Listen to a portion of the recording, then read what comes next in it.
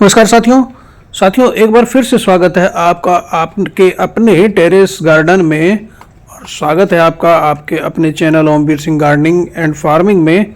और साथियों, आज हम बात करेंगे एक फूलों वाले पौधे की जो कि इस समय खूब खिल रहा है, और खिलने के बाद उसकी केयर हम कैसे कर सकते हैं ये चर्चा करेंगे। जो देख रहे हैं ना आप, ये गुलदाउदी नवंबर से लेकर जनवरी तक खूब खिलता है।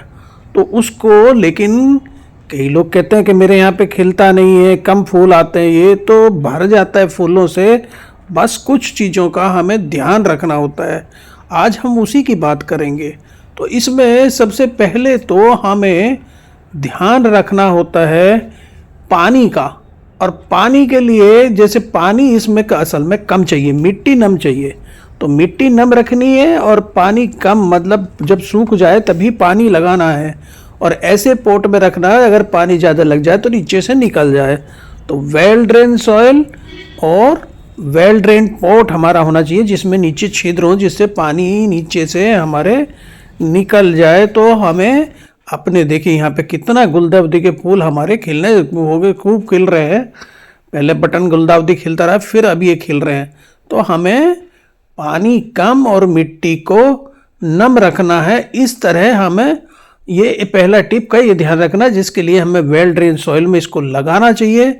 और वेल ड्रेन बनाने के लिए हमें अपनी गार्डन सॉइल में अपना ये जो सैंड या परलाइट या आपको सिंडर वगैरह कुछ भी मिला दीजिए, जिससे पानी रुके ना।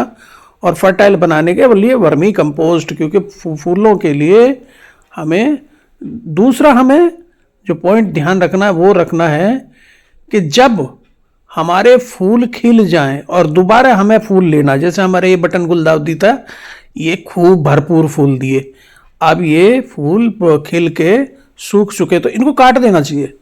इनको काट दीजिए। तो जब ये हमें इनकी, और जो हम जिनमें अभी फूल नहीं खिले हैं उनकी पिंचिंग कर दीजिए, जिससे वो बुसी हो जाए। जितनी ज़्यादा शाखाएं होंगे उतने ज़्यादा फूल आएंगे। तो इनको हमें पुराने फूलों को जो सूख गए उन्हें काट देना चाहिए, उससे दोबारा फूल आ जाते हैं। नीचे कलियां बनती रहती हैं, उनसे फिर फूल खिलने लगते हैं। और तो दूसरा टिप हमें यही रखना है ध्यान कि पिंचिंग, प्रूनिंग, और इनके फूल, पूरे सूखे फूलों को, सूखी पत्तियों को, सूखी टहनियों को हमें काटते रहना है। तो अगर ये काम कर लिया तो खूब फूल दोबारा से इसमें फूल भर जाएंगे गमलों में, जैसे पहले भरे हुए थे हमारे। तो ये काम भी हमें करना है। तीसरा काम इसमें ये करना है हमें खाद का, कि इसमें हमें रासायनिक खाद नहीं देना, बल्कि जैसे सरसों की खली है, नीम की खली है, या वर्मी कंपोस्ट है, इसको आप इसमें डाल दीजिए। इसमें गमलों में इनके जरूर देते रहिए 15-20 दिन में। तो चौथा काम ये करना, देखिए हम कर रहे हैं स्प्रे। तो आप कहेंगे कि इस स्प्रे की क्या ज़रूरत पड़ेगी। तो आपको, अगर आपके गुलदाउदी देखिए सेंसिटिव है एफिड के लिए, इसमें एफिड आ ही जाता है, तो आप नीम ऑयल का स्प्रे जरूर करते रहें। एफिड के लिए जो आपकी माइट्स लग जाती हैं, कोई भी कीट लगे उससे पहले ही आप इसका स्प्रे करते रहिए। हमारे कुछ पौधों में एफिड दिखाई देने लगा था, और फूलों के नीचे कई बार दिखाई नहीं देते हैं, तो वो लग जाता है एफिड। इसलिए नीम ऑयल का स्प्रे आप, या कोई इंसेक्टिसाइड जो आपके पास उपलब्ध हो, उसको करते रहिए। अपने गमलों में, अपने टेरेस, किचन गार्डन में कोशिश ये करिए रासायनिक हानिकारक केमिकल का इस्तेमाल ना करना पड़े। तो आप उसमें अपना नीम ऑयल का स्प्रे इनमें करते रहिए। तो पहला पानी, दूसरा हमारा खाद हो गया। खाद में आप तरल इस्तेमाल कर सकते हो, या आप वर्मी कंपोस्ट वगैरह इनका इस्तेमाल कर सकते हैं। इसकी पिंचिंग करते रहिए, फूलों को तोड़ते रहिए, ये रखना ध्यान। और जो एक ध्यान ये रखना, अगला जो हमारा टिप है वो है धूप से संबंधित। देखिए इस पौधे में ना एफिड लगा हुआ है, ये जो दिख रहा है ना काला काला सफ़ेद सा, ये एफिड है। एफिड बहुत बड़ा कीट, बहुत ज़्यादा हानिकारक कीट नहीं है, लेकिन ये अगर लगा रहेगा तो चूस लेगा रस, पौधे को ख़राब कर देगा। और लेकिन इसको किसी भी आसान से, सरल से इंसेक्टिसाइड से आप रेत भर के डस्टर में जोर से मार दीजिए, इसको बस नीचे गिरा दीजिए तो भी ये खत्म हो जाता। पानी से गिरा दीजिए। अगर आपके पास नहीं दवा है तो आप सर्फ वगैरह घोल के पानी में उसी को इस पर जोर से मार दीजिए तो नीचे गिर जाता है, ख़त्म हो जाता है। कई बार होता है ना, बारिश हो जाती है तो ये धुल जाते हैं पौधे, तो एफिड भी ख़त्म हो जाता है। लेकिन नीम ऑयल का स्प्रे करेंगे तो बहुत बढ़िया है। तो ये हमें नीम ऑयल का स्प्रे, इसके बाद रखना होता है हमें इसकी धूप का ध्यान, कि हमें अपने गमलों को धूप में रखना। गुलदाउदी को 5-6 घंटे धूप चाहिए ही कलियों को खिलने के लिए। ज़्यादा कलियाँ आएंगी अगर इनको 5-6 घंटे धूप मिलेगी, अच्छे फूल आएंगे, फूलों से भर जाएंगे।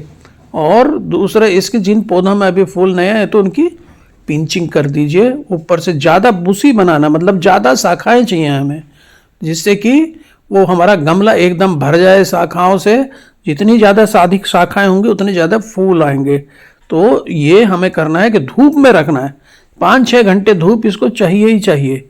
और एक चीज़ ये देख रखना कि पाले में इसके पौधे घबरा जाते हैं, पाले से, ठंडी आवाज़ों से, तो उनसे बचाना होता है। तो फिर आपके यहाँ पे खूब फूल खिलेंगे, भरपूर फूल आएंगे गुलदाउदी पे। अगर हमने ये टिप अपना लिए कि इसमें, पहला टिप तो हमारा यही है कि मिट्टी कम, पानी कम, मिट्टी नम, ये रखना है हमें।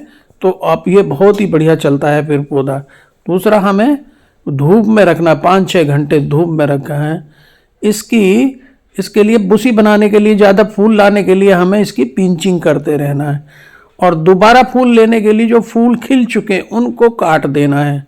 तो ये अगर हम ध्यान दे लिए इन टिप्स पे, और गमलों में हम ऑर्गेनिक खाद देनी है, चाहे वो तरल रूप में दें चाहे पाउडर रूप में दें, ऑर्गेनिक देनी है।